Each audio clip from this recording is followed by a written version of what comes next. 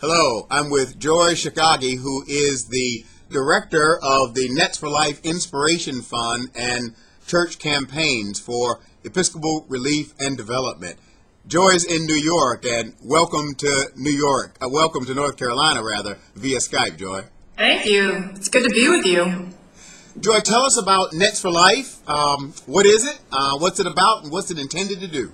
Absolutely. So Nets4Life is a malaria program that's been working since about 2006 in 17 countries in sub-Saharan Africa. That's where we're working now.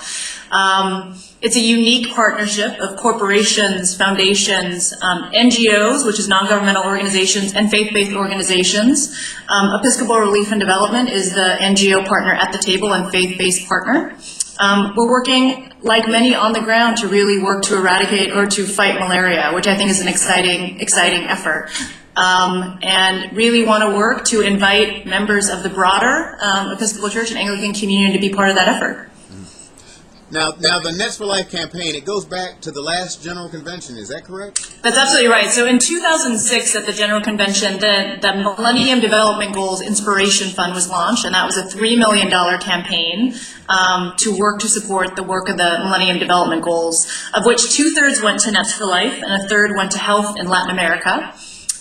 In 2009, the National Church renewed its commitment at General Convention and launched the Nets4Life Inspiration Fund, which is a $5 million campaign, again as a reminder to us of the work that needs to get done to achieve the work of the Millennium Development Goals. And our hope is to raise the $5 million, but more importantly to really engage everyday Episcopalians and to be part of this grassroots effort to really eradicate and fight malaria.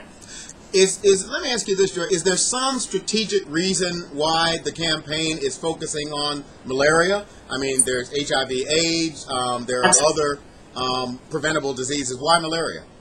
Malaria is certainly one of the issues that's continuing to be, I think, at the table, like many of the other Millennium Development Goals. I think what is important, though, is because it's a preventable disease, and not only does it address the issue of malaria, but it touches, obviously, on empowering women, of working on maternal health. So it's touching on many of the other Millennium Development Goals. And I think we also know when you actually address the issue of malaria, you're also touching on all the other Millennium Development Goals. When children are healthy, they can be educated in communities.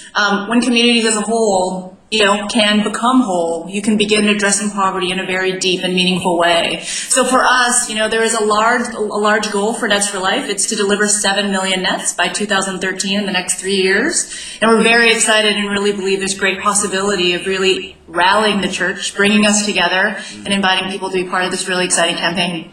So the goal is to deliver 7 million nets. How many people would be impacted by that directly? On average, yes. On average, there are about 3 people that sleep under each net. So you're basically saving lives, and you're also helping people to move from sickness to strength. So you're looking at 7 million nets times 3 individuals under each net. Typically, that's often a mother and usually 2 of her children. So the impact is very real. I'm sorry, say it again? So the impact is very real. It's very real. Right. Joy, when you deliver the nets, what happens? I mean, I know you don't just take the nets and just kind of drop them off in the community and say, here they are. What actually happens when you deliver the nets? So the program staff, I think what's really innovative, there are a lot of malaria programs out there, but the innovation I think of Nets4Life is it's really built around a wraparound sort of strategy of training, education, distribution of the nets, and then monitoring evaluation. So the process really begins with, ongoing conversations on the ground, first of all, with our program partners, and then obviously the local diocesan representatives. So we work within the Anglican Communion, we work with the local bishops, and obviously we work with staff to really begin a conversation of interest in investing in Nets4Life. From that point, they also work oftentimes with the national Department of Health or malaria agency within the particular country. So there's again an alignment with government, an alignment with local faith-based organizations, and then really looking in partnership with other organizations that are in country to be able to facilitate this process.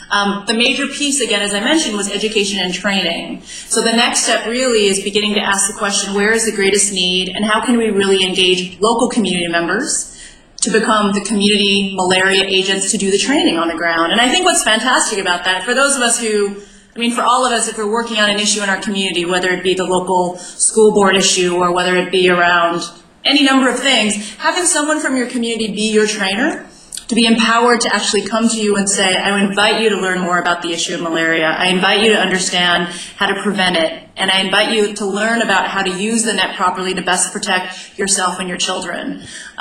These are the same people, community members, the malaria agents that also go in and hang the net. So again, when you're talking about the intimate sort of connection of these agents going forward, coming into homes in a very intimate space and actually hanging those nets, and then on a monthly basis moving forward and coming and doing evaluation monitoring of the use of the nets, how the nets are actually being maintained, continues to build broad organizational and community capacity.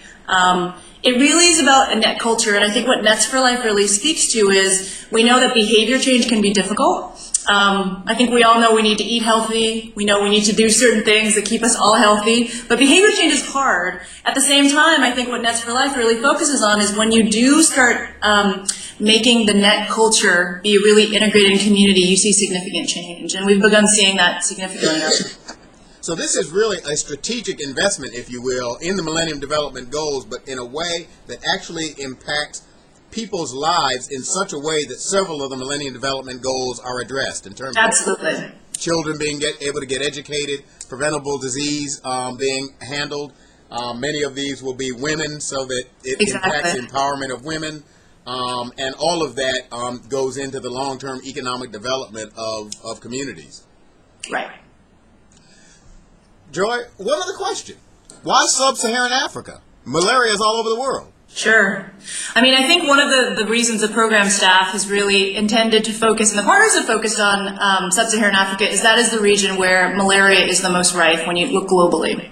I think there's been some natural the partnerships has been very meaningful within the countries that we serve in sub-Saharan Africa, and I think we obviously do have intention down the road at looking at where there could be more work on malaria globally, because there certainly are other areas in greatest need. Sub-Saharan Africa, though, when you talk about impact and you talk about the number of people who are suffering, that's really where the need is greatest at the moment. And I think, really focusing and having long-term investment in the places that we're serving is important. Sometimes the troubles of the world, as the old Negro spiritual used to say, can be so big that we are immobilized and paralyzed by them.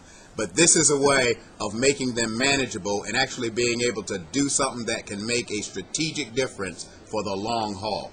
That's absolutely right. And I think what the Inspiration Fund is doing is it's really inviting everyday Episcopalians, people in dioceses and parishes, Episcopal schools and seminaries to say, we want you to be part of it. We invite you to organize a local campaign in your community. In the Diocese of North Carolina, we're really grateful for the direction you've all taken to launch a 40,000 net campaign to engage all communicants in good standing to come together, united around this issue, to build capacity even within the local diocese to run this campaign and really have major impact in a very major way in the countries that we're serving.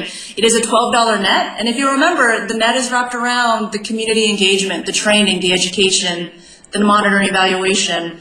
We're looking at long-term investments that are going to have real impact in the communities that we're serving. And it is a reminder that everyday people can do extraordinary things. And I think our call to ministry in the church and our baptismal covenant reminds us of that. But we want to say to people, a $12 net, we invite you to be part of it. And this is an invitation to people in our church to really make a really big impact. Well, there was a little boy one day who brought 5 loaves of bread and 2 pieces of fish to Jesus. Great. Jesus fed 5,000 people with it. With That's one great. $12 net, you can save 3 lives. In North Carolina, we're going to get 40,000 nets, and we're going to save 120,000 lives. And you're going to get 7 million. God bless you. Thank you. Joy, thank you for being with us. And to the people of North Carolina, God bless you, and you keep the faith.